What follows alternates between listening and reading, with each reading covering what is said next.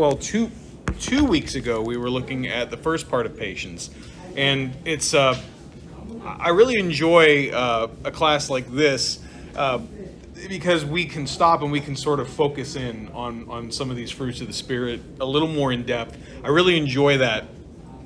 When a couple, I don't know, was that a year ago already? It might have been a year ago already when we did, when we had the class on the Minor Prophets. It was each week trying to tackle an entire book from the Minor Prophets, and I remember thinking, oh my goodness, there's so much here that's just, it's wonderful, but you got to paint with these broad strokes. And here maybe we can, we're able to stop and focus in a little bit. So that's what I want to do. I want to focus on patience. I think there's a little more we could say about it from Romans 12. There's a few other verses I want to bring in that I think will help contribute to it. And of course, if you have a comment or anything at any time, please go ahead and speak up. I am more than happy to be quiet for a minute, as my wife tells me. She's not here, is she? Good, all right. Oh, I'm recording though, so I'm in trouble. Okay, all right. Of course, the fruit of the Spirit is love, joy, peace, long-suffering or patience, kindness, gentle, or see, you go and you get a different slide and it throws your entire thing off. Love, joy, peace, patience, kindness, goodness, faithfulness, gentleness, and self-control. It's backwards here in some way. Anyway, check my slides next time. So 2 weeks ago, we began looking at patience or long-suffering as a fruit of the Spirit. And we talked about patience and long-suffering in the fact that there are several things that Paul shows from patience, from long-suffering. And why do we call it long-suffering? Well, because it's a blend of two Greek words, macrothumia, which means great suffering, long-suffering. It basically implies that there is some endurance involved, that there's going to be some perseverance that must take place. And so we opened up Romans 12 and began looking at patience from what Paul was saying there from three different ways. We saw the principles of patience, we saw the practice of patience, and we saw the power for patience. Now, we didn't get into all three of those. And I knew that we wouldn't when I started putting slides together and I was like, I want to talk about this and deal with this. I knew we wouldn't make it through all three of them, and that's okay. We went through the principles 2 weeks ago, and this morning what we'll do is we'll go through the practice of patience and the power for patience. And the practicing is difficult because in so many things in the church, it's really easy to sit in a room like this and say, this is what we need to do. This is how we need to do it. This is why we need to do it. But then when we get outside and we're in our day-to-day schedules, we're going to work, we're dealing with all sorts of different things that we have to deal with in life. Sometimes it's hard, and but this is a place that we need for those kind of things. We need to recharge. We need to build ourselves up. No one is going to be perfect in their walk with Christ, but to be able to come together as a family of brothers and sisters in Christ and to be able to discuss these things and study from the Bible together just has unsearchable depths of practicality and usefulness. And so that's what we want to do. We want to look at the practice, and then we want to look at where we get the power for it to help fortify that. So again, what is patience or long suffering? It means to endure and persevere for a long time while carrying a heavy burden. As we said a couple weeks ago, it also implies that it doesn't embitter you, right? You don't become angry, because a lot of people, when they lose their patience, they're bitter towards something. I saw people for years get so just embittered with the Cincinnati Bengals.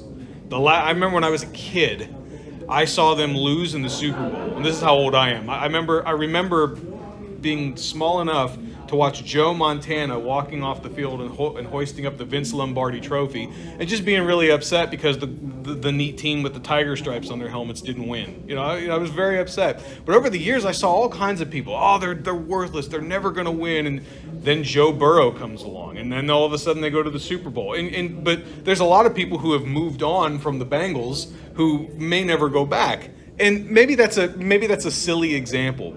But when you equate that into real life, and we start getting upset with or having to endure with difficult situations and difficult people and difficult scenarios and difficulties within ourselves, sometimes it's very easy to just give up and walk away from whatever that might be. And what Paul is showing us is he's saying, here is everything you need to not do that. Here is everything you need to endure, to persevere, to have the kind of patience that the Spirit wants to cultivate in you. We see it from the time children are very little. I don't remember what the name of this test is, but they've been doing this test for something like 50 years now. And the way this works is they'll sit a kid down and they'll have graham crackers or marshmallows or M&Ms or whatever it might be, and they'll say, okay, we want to test your patience. So here's what you can do. You can either have the one marshmallow right now and just gobble it all up, or you can wait 10 minutes and you can have both marshmallows. Now, kids, of course, they get creative. Well, what if I ate the one now, then I waited 10 minutes, and I can have the other two? Well, no, that's not how this works. You don't get both. You get to choose one. Now, you get a choice here, one or the other. What they found, though, this is kind of baffling to people, and I don't really have a good answer for this either. Maybe you do. The children from 50 years ago had a more difficult time waiting on the two. So 50 years ago, kids were like, one's good enough, gulp, and down goes the marshmallow, and everything's fine, right? But they don't care. Kids nowadays hate the idea of missing out on something better or on something greater. And maybe it has to do with the fact that the kids have become accustomed to waiting in some ways. I mean, there's any form of entertainment anywhere, right? So maybe this kid doesn't care. Whatever. One marshmallow, two marshmallows. Makes no difference to me. I got an iPod over here. I got an iPad. Who cares, right? I can watch, Teen Titans Go for an hour or whatever, and then I can have all three marshmallows when they get bored of me and leave, So who knows what it is? But kids nowadays it's important to cultivate that when they're young. Because, like what was brought up a couple weeks ago, that's the thing that we do. See, kids right now, when they have to choose between two marshmallows or one marshmallow, that is the most stressful situation going on in their life, right? Because most kids aren't having to worry about, what am I going to eat tonight? Where am I going to sleep tonight? Do my parents care about me? Any of that kind of stuff. It's, what do I do? You get a little bit older, and then the situations change. You still have to deal with having to be patient, or choosing between this, or choosing to be between that, or waiting for this, or waiting for that, or having to deal with this situation. But we're not dealing with marshmallows anymore. We're dealing with life situations. We're dealing with problems. We're dealing with, will I ever find my soulmate? Will I ever find that job I'm looking for? Will my mom ever accept the fact that I don't know how to knit? Whatever it might be. There's all kinds of situations that people are dealing with. And then those transition over into the big things. How do you deal with the big things? How do you deal with your world when it comes crumbling down around you? I believe it was Psalm 46, verses 1 through 3. The psalmist talks about that.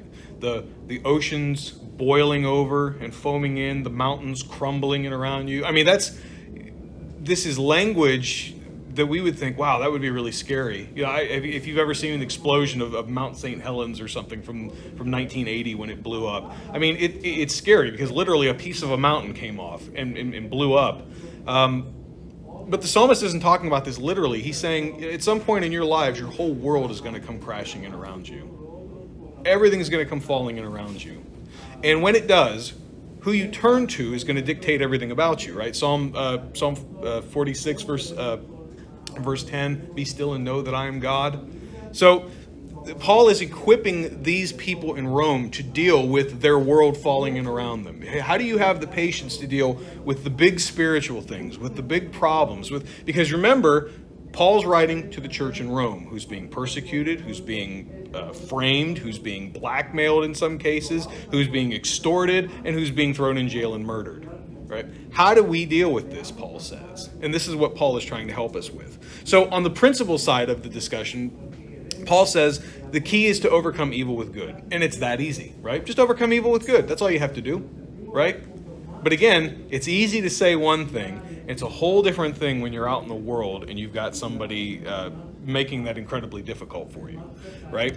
And if we repay evil for evil, and this is sort of review from what we covered a couple weeks ago, if we repay evil for evil, then we have been overtaken and overpowered ourselves. That's what Paul says. Because the human heart wants to pay back, right? It's a situation where in the moment I'm angry, and what I want more than anything is to make sure that you get what you have coming to you. So you look around our culture, you look around our world, you look in our society, and it's full of people that are doing that. Right? You want to hurt me, I'll hurt you back. You want to slander me, I'll slander you. You want to make things difficult for me, I'll make things difficult for you. I mean, you see it everywhere. It's in everything that we're doing. But Paul says that's not the way we're supposed to do things. We don't repay evil for evil. We overcome evil with good. Well, that's great, Paul, but how do we overcome evil with good? And where do we get the power to do that? And that's what he goes on to explain. The ultimate example of overcoming evil with good has to be Jesus Christ. It has to be the cross. It has to be the empty tomb. Because if you think about it, who was more righteous than Jesus? Who was more holy than Jesus? Who was more good than Jesus? And the fact is, nobody was. And the simple fact is, too, who was more justified to pay back evil than God? Now, we know he will, because we know that at the judgment, he will divide those on the right and those on the left. We know that those who are on the left will go into eternal punishment, which is prepared for the devil and his angels. We know that. And God says he's going to punish evil. But who's more justified to do that than God? I'm not. I have emotions. I have flaws. I would be a terrible judge if it came down to it. And instead of God bringing down judgment while Jesus was here on earth, bringing down fire, he did it another way. Now, there's a really interesting verse in Luke chapter 12, Luke chapter 9. And by the way, if you read the book of Luke, to me, is so impressive. Not that the other Gospels are lacking in anything, but Luke starts off with the birth of John the Baptist, then the birth of Jesus. It's the only Gospel that covers the childhood of Jesus, and then it goes into his entire ministry. Now, you get all that covered up to verse 9. In verse 9, it says, in verse 51, when the days drew near for him to be taken up, he set his face to go from Jerusalem, or to go to Jerusalem. There's 24 chapters in the book of Luke. So what you're dealing with, chapter 1 through 9 is dealing with the birth of his cousin, the birth of himself, his childhood, all the way through the first 2 and nearly 10 months of his ministry. The last 15 or so chapters are dealing with the last 8 weeks of his life. It's an amazing book. Luke is just, you see so much of Luke's character, but you also see such amazing influence from the Holy Spirit in this.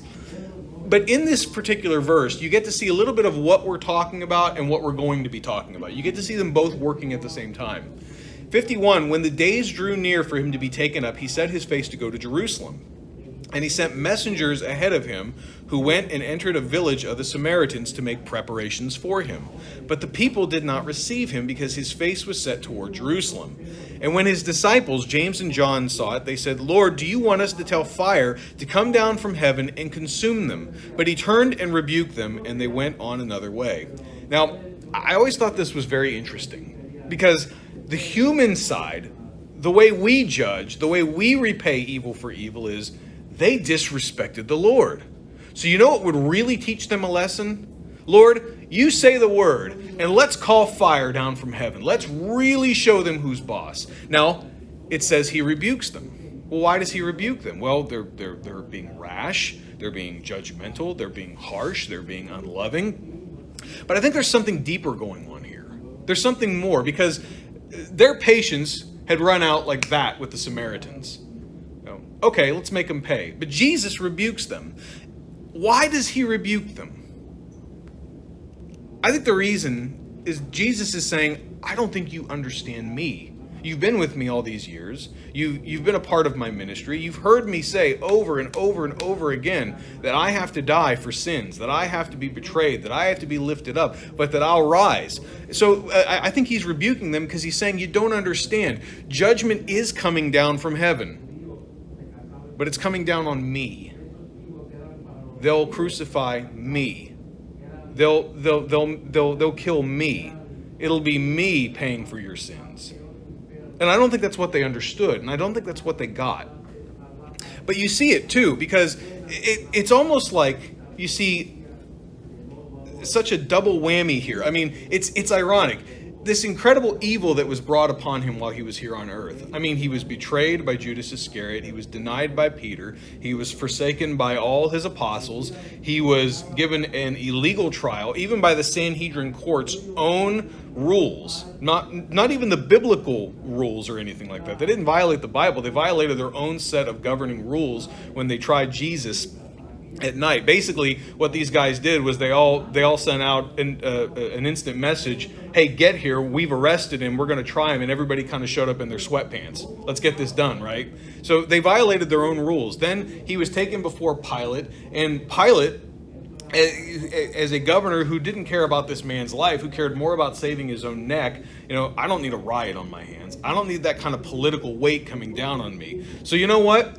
You guys, even though I can't find anything wrong with him, even though he's never done anything wrong, you take him and you crucify him. See that it's done, and I'm washing my hands of it, as if that would absolve him. Then they took him and they mocked him, and they beat him, and they scourged him, and they made a crown of thorns, and they jammed it down on his head. They spit on him. They hung him on a cross. I mean, this incredible evil. And the ironic thing about the whole thing is they're the ones that are doing it to him, but he's the one that's dying for it.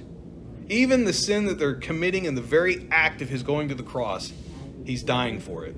And more than anybody, he could have been the one to call down fire from heaven. I mean, he even said, I could call down legions of angels at any moment if I wanted to. And yet, at the same time, what incredible gifts we have, because God has bestowed him upon us, because we have an empty tomb, because he didn't do that to us. So you've got this patience, because on the cross, what does he say when he's on the cross? And I think we've brought this up before, but you know what he doesn't say? I can't wait for you guys to get what you deserve. I can't wait. I can't wait for judgment to come your way and make you pay. He says, no, God, forgive them. They don't know what they're doing. They don't realize who I am. They don't realize who you are. They don't realize what it is they're doing. Even on the cross, he's wishing for their well-being. He has this perseverance, this endurance, this patience with them, even to the people that are hanging next to him, that are mocking him. So we get our power from him, and we get this incredible gift that God has bestowed on us. Even though I'm part of the reason he was there to begin with, I still get this gift. The gift is his mercy, his grace, his kindness, his forgiveness, his patience with me. And he has to be patient with me because I know me better than anybody else, and I know that he has to be patient with me. I'm not perfect. None of us are. And so the gospel in this case produces the love that we need to thrive. It produces the joy we need to be filled and ultimately satisfied. That's why he calls himself the bread from heaven. I am the bread from heaven. I am the water of life. You eat from me, you will never hunger again. You won't need bread in that spiritual sense anymore. I'll fill you up in a way. I brought up Lord of the Rings a couple weeks ago, and I'm going to do it again. In the Lord of the Rings, I don't have a slide for this, there is this elven bread. And this is the last reference I'll make to it all quarter, I promise. Well, maybe. And you break off a small piece of this bread, and you eat it, and it's supposed to give you the full feeling as if you've just had an entire meal. And Merry and Pippin in the group, who love to eat the entire group's stash in one sitting. And they're baffled. They're like, how did you do that? And, well, it was bread. We ate it. But that's supposed to be for all of us for weeks and weeks of journey. And they're still hungry. And Jesus, what he's saying is, I am food in a way that you'll never hunger for anything again. You won't be hungering for where did I come from? Where am I going? Am I loved? How am I created? What waits for me after I die? Where did I come from in the first? He's saying, I give you all that. You're never going to be thirsty again because I give you all that. He gives us the peace that we need to overcome evil, to overcome hardships, to overcome difficulty. And he gives us this patience that we need to treat all people in all situations in our lives like he did, even when it seems like we can't, even when it seems like it's very difficult to do. So this is important stuff. And there are practical ways to go about this that Paul talks about in Romans chapter 12. He says, number one, you bless people. And when he says bless, he says, bless those who persecute you, bless them and do not curse them. And in all likelihood, we're talking about prayer. Can you pray for the people who are wanting your demise, who are wanting your pain, who don't like you, who don't love you? Can you pray for those people? This could also be extended into action, obviously. I mean, I don't need to see an atheist walking down the road who I know has been online slandering Christians and think, I'll just clip him with the car. I won't kill him. I'll just clip him. Just make him know that we're out here, right? No. We don't do that kind of stuff, right? So this is extended into our actions. This is extended certainly into our prayer life. And here's the thing that I found out, and this is me personally. You can't really hate people that you're praying for. I mean, you think about it. You're praying for somebody. It's really hard to hate that person. Even if you say, open the eyes of these morons, these idiots who are out there just doing everything wrong. Maybe God needs to work on your heart a little bit still, but in that prayer, you're still willing for their good. So first and foremost, we bless people. Paul says that's something you have to do. You have to bless people, even the people who curse you and hate you. It's really easy to say, God, be with all those wonderful people at church because they're amazing and they lift me up. And it's really easy to pray for you guys. It's really hard to pray for ISIS. God, help the gospel find them as well. I mean, Clay Brown has brought this up several times. It's really hard to pray for people like Vladimir Putin, right? Because it is. I mean, we think about the horrible things he's done, but we have to be able to do that. Now, again, is it easy? No. But is it necessary? Yeah. And part of that is forgiveness. Paul says, do not take revenge. Repay no one evil. And that's really hard too, right? Because we like to see people get what they have coming to them. We like to know that justice has been done. And yet at the same time, this goes back a little bit to what we talked about last week. You don't take revenge in your own life, in your actions, or in your heart. And it's something that takes, honestly, for me anyway, this was something that was very hard to wrap my mind around. You grant forgiveness long before you feel forgiveness, because you have to give it to somebody, right? You have to be willing to extend that, and that's difficult. That's hard because in the moment I'm angry, because in the moment I'm hurt, because in the moment I'm mad, because in the moment I'm frustrated, right? But I grant forgiveness long before I feel it, and that's not always the case. But a lot of times it is. A lot of times it is. I have to be willing to forgive. And so many people over the years have said, I can't forgive them because I'm angry at them. Well, no, you're angry at them because you won't forgive them. Because you won't have mercy on them. Because you won't at least try. God can help you. The Shunammite woman, I think, is a really great example of this. When the Shunammite woman was angry, here I've given you my home. I've opened my house to you. I have a bed here for you. I've made food for you. I told you not to trick me. I told you not to tease me. I told you not to do this to me, that I couldn't have a son. Now all of a sudden I have a son and now he's dead. And she's mad about this. She's angry about this, right, and rightly so. And she expresses her anger to Elisha. Sometimes when we're mad, when we're really mad, the best thing we can do is tell God how mad we are.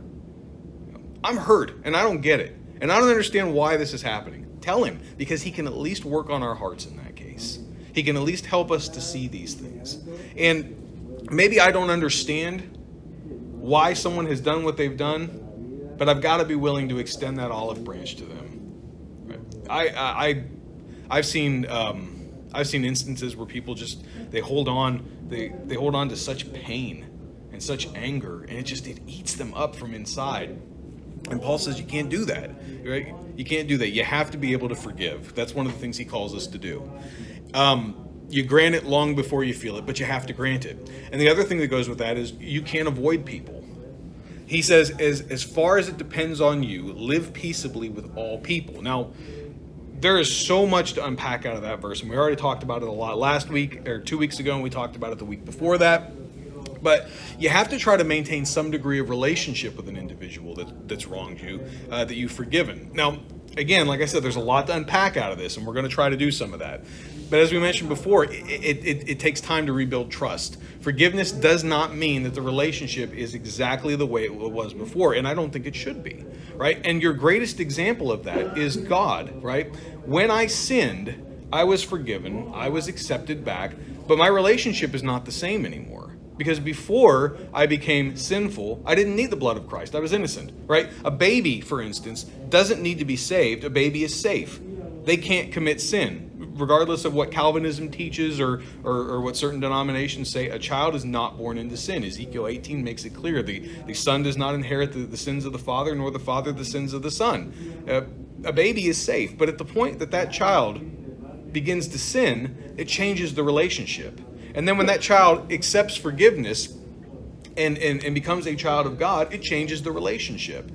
You know, my whole relationship with God is different, so is yours. And sometimes with people, it's the same thing. Something has happened. It's changed the dynamic of our relationship. I'm forgiving you, but it doesn't mean that things are ever going to be exactly like they were before. If I work at a business, actually, I'll give you a perfect example of this. Way back when I was in college, I worked at Radio Shack. And they hired a kid. He was just 18.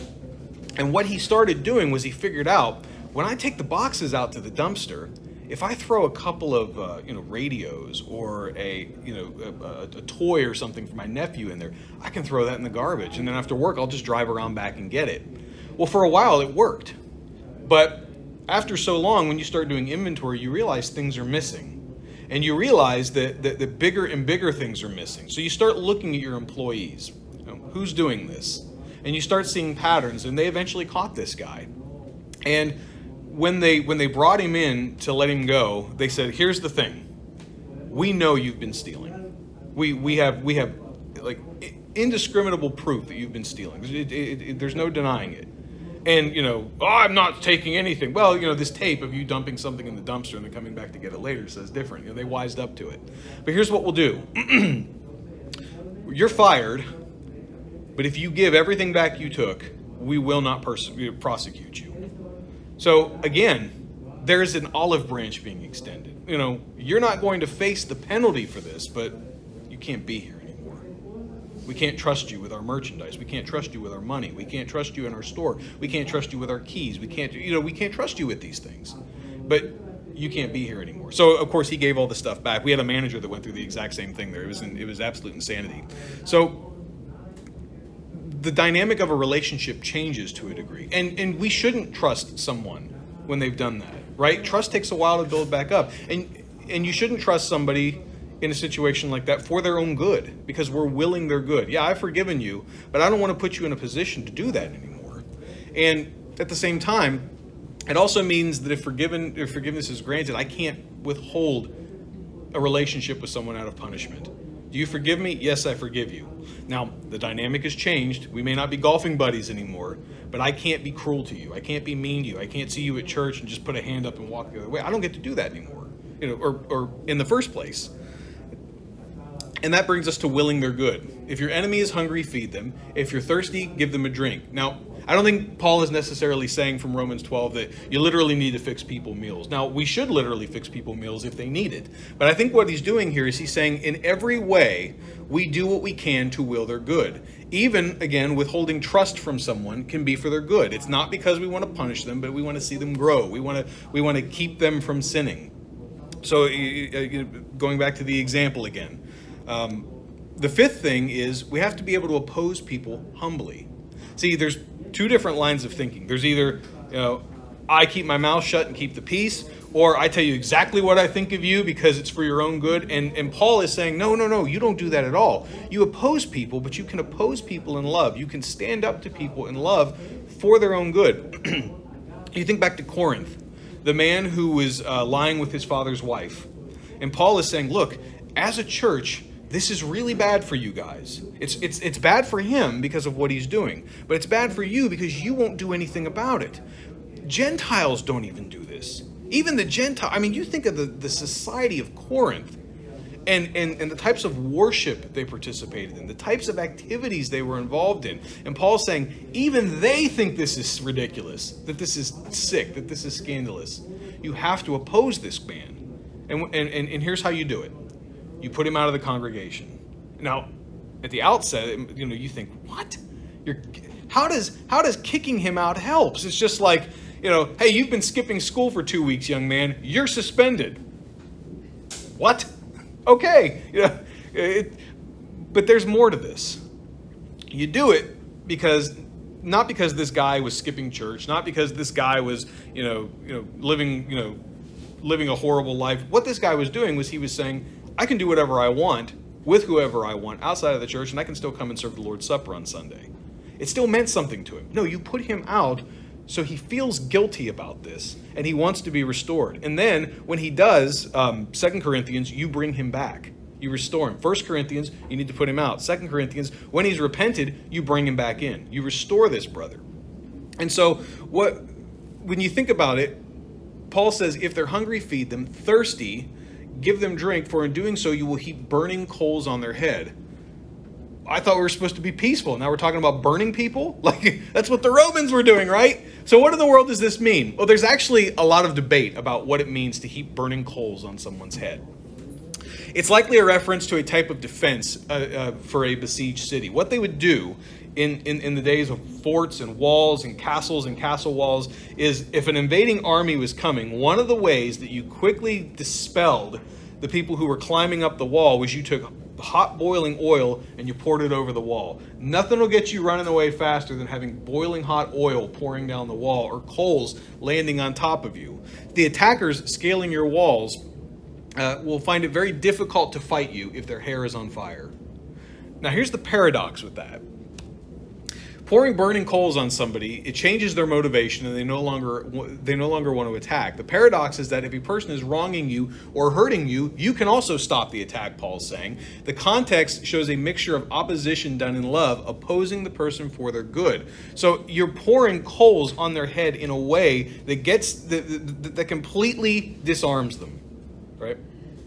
Completely takes away their motivation. When I was in elementary school, there was a kid that was making fun of me. And I remember getting very angry at this kid. And I knew where he lived. So I went home and I said, I'm going to get on my bike. I'm going to ride over to that kid's house. I'm going to have a word with him. I don't know what I was going to do, but I was mad at him. And I was going to go tell this little kid off. As a little kid, not as a grown-up. I want to make that very clear. Right? So I rode my bike over. And lucky me, he's outside. And so I go walking over there ready to tell this guy what's up, and he looks up at me with tears in his eyes, and there's a baby bird on the ground that he's trying to pick up, and he goes, his wing's broken and he's so hurt, we have to help him, and I was completely disarmed. Now the only thing I cared about was saving this baby bird. And so we're a team now, and we're working together, and we're trying to help this bird without even meaning to. He completely disarmed me. I don't know what I was going to do. Probably call him a dumbhead or something like that and then get on my bike and ride home. I wasn't exactly the most physically intimidating kid, and he was bigger than me, so I'm not really sure what I was going to do. But it reminds me of Proverbs. A soft answer, Proverbs 15:1 says, a soft answer turns away wrath, but a harsh answer stirs up anger. The way that we deal with people can make or break any difference at all in how we can reach them. But I love Proverbs 25:15. With patience, a ruler may be persuaded, and a soft answer breaks a bone. You can break somebody's heart with this type of approach. Now, that doesn't mean that everybody, some people are just bent on being mad or just bent on being angry. I saw a video where a guy had rear-ended another guy in traffic the other day. And this guy got out of the car and he was so apologetic. I'm so sorry. I didn't see you there. And the guy who got rear-ended was not having it. No, I don't accept that. How did you not see me? So it doesn't always work in every situation. And that's a real world situation. But I've also seen other situations where, somebody has accidentally done something to somebody else and they just fall before them apologetically and they're like, look, it's okay. It's not a big deal. Well, what about us with God? See, I go to God in humility and in complete and total reverence and fear, and I say, I've messed up, I'm wrong, I've sinned, and he accepts me back. God accepts the humble. But he pushes the prideful away. It's the same thing. Paul is saying you have to be the same way with people that God is with you. What we must, we have to oppose people, but we have to do it softly, patiently, humbly, because we love them. And that's how we use and wield the patience of God. Those are 5 ways that I see from the text that we can actually practically use and practice patience. A lot of people say, I don't pray for patience because God's going to give me something to be patient for. He doesn't have to. It's all around us. And Paul makes it clear it's all around us. So with the time we have left, where do we get the power to do this? At first glance, verse 19 seems like a strict exhortation. Beloved, never avenge yourselves, but leave it to the wrath of God, for it is written, vengeance is mine, and I will repay, says the Lord. You know what God is really saying in verse 19? You know what he's really telling us to do there? Get out of my chair. Vengeance is mine. You don't get to do what I get to do. Get out of my chair. My grandma used to tell me that when I was a kid. I always sit in her chair when I'd go visit. It was her chair. That was her chair. And I think she even had a spot that she sat in church. And if anybody tried to sit where they were Methodists, whenever we went to the Methodist church, if that was her spot, that was Agnes's spot, she'd kick me out of her chair. I didn't have a right to sit there. That was the best spot to see all in the family, and she knew it. So I was out of it. But God does it to us in a different way. We can't sit in God's place when it comes to judgment because we're finite. And often we're not in control of our emotions. We're flawed. And God says, only I get to judge in that regard. Only I get to look at people in that regard. So let's say that person A is lied to by person B. People often have a one-dimensional sort of cartoon view of the person who's wronged them, right? What we typically do, person A looks at the other individual and they see them as liar. You lied to me. And that's all you are. Tunnel vision. You're a liar, right? But person A is imperfect, and they've lied before. Every one of us at some point in our lives has said something that wasn't true. You know why people lie? Even Christians, you know why we often lie? There's 2 reasons we often lie. Because we get backed into a corner and we're trying to save face and keep a perception of what we think people think of us. I mean, we've studied this, we've looked at it statistically in the corporate world, in the corporate church setting, whatever it might be. We lie in a lot of cases to protect ourselves. And so person A isn't perfect. Maybe they've lied before, but it's different, right? That person lied to me and they're a liar, but my situation is complicated. Right? Because you don't understand what I'm dealing with. You don't understand the difficulties or the circumstances. Well, but that's true of them too. That's true of that person as well. And the same grace you're saying you're needing, you need to give them. Remember the parable of the unforgiving servant? Where he's brought in and he owes millions of dollars in talents of silver, possibly even billions, and he's forgiven this debt that he could never repay, but he won't forgive the servant who owes him something like $1.55 or something like that. Right? It's the same thing. We have to be willing to do that. Verse 19 says we are to leave room for God's wrath. We don't get to exercise it for him. And essentially God's saying, you don't know what's going on in the hearts and mind of other people. We don't know their circumstances. We don't know the day they're having, but I do. And God says, leave the wrath, the vengeance, and the judgment to me, because he executes it perfectly. He executes it without any sort of flaw. And he does it with perfect righteousness. And we can only do this in light of the view of God's mercy. When we were buying our house a couple years ago, we were addicted to HGTV, those home buying shows, where they go in. And I used to get so mad because they'd go in and they'd be like, oh, it's a house that any one of us would look at and be like, I would move in there today, right now, the way that house is. And they'd go in and they'd be like, these countertops are ridiculous. Now, there's a $20,000 marble granite countertops, and they, or whatever, they put those in 2 years ago, and I can't buy it, right? But in every single case where somebody bought a house, the one thing that they always, practically every one of them appealed to was, it's got that view. Because I can look out my window and I can see this. Or I can look out my window and I can take all this in, right? People buy houses because of views. Do you know what house people almost never took was the one without that view? If you got to look at a brick wall when you look out your window, it doesn't matter that there's a golf course in your yard, or that there's 2 swimming pools on the property, or that there's a NASA launch pad in your backyard that can take you to the space station. I don't have that view. And yet, at the same time, when you can look at the entire view of what God has done for you through Christ, it changes the way you look at everything, right? Paul's saying, that you get the power to do this, to have patience with the world, with annoying situations, with difficult people, with hardships, with crazy politics, relentless being crammed down your throat. I read this morning that Crayola has embraced the transgender movement. And I just can't think of anything more ridiculous. The wax sticks that our kids color their art projects with has to tell us where they stand on something sexually. It makes no sense to me. Where do we get the patience to deal with that? Where do we get the patience to endure that? You get the power to deal with all of that when you take in the full, breathtaking, panoramic view of everything that God has done through you, or for you, through Jesus Christ. That's where you get the power to do it. That's where you get emboldened to do it. That's where you get the peace to do it, the joy, the love, the kindness, the patience. And again, I'll bring this up because I think this is a good ending place. Paul's writing to the church in Rome. Things were bad for the church in Rome. But look at what he says, and this is where we'll end. For I consider that the sufferings of this present time are not worth comparing with the glory that is to be revealed in us. He's saying you got to be patient because as bad as things are right now, it's nothing compared to heaven. Then he says something interesting about the Spirit. Likewise, the Spirit helps us in our weakness. For we do not know what to pray as we ought, but the Spirit himself intercedes for us with groanings too deep for words. Isn't that an amazing verse? Hang in there, because the reward is so worth it, and you have an ally. Even when you don't know what to say, even when you're so broken that you can't formulate the words and you don't know how you should pray, he'll say it for you because God knows your heart. The Spirit knows your heart. Christ knows your heart. It's an amazing thing. So this is patience, and I've taken up every bit of your class time.